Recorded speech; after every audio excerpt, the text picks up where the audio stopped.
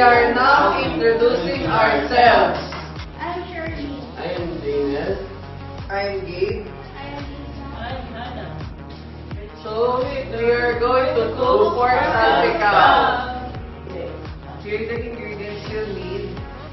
Worcestershire sauce, oyster sauce, olive oil, black pepper, green onions, butter, garlic, and a kilo of pork.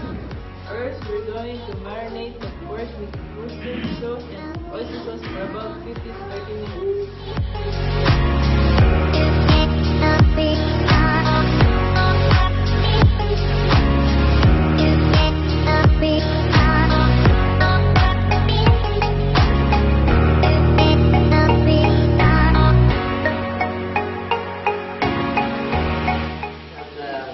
Spring onion.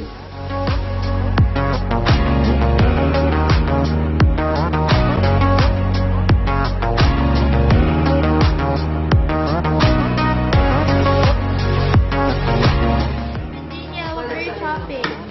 Garlic. In a hot pan, pour olive oil and butter.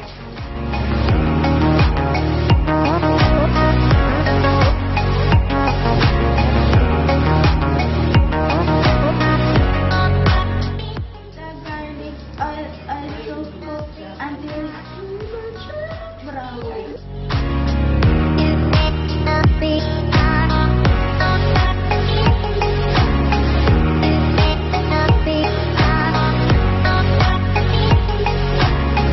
Marinated pork and cook until all the sides are brown with some black pepper.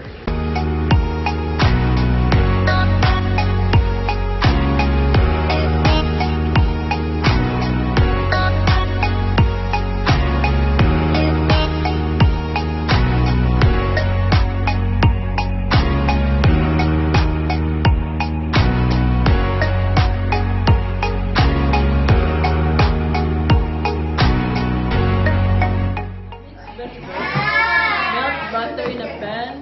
The vegetables in a cook for 5 minutes.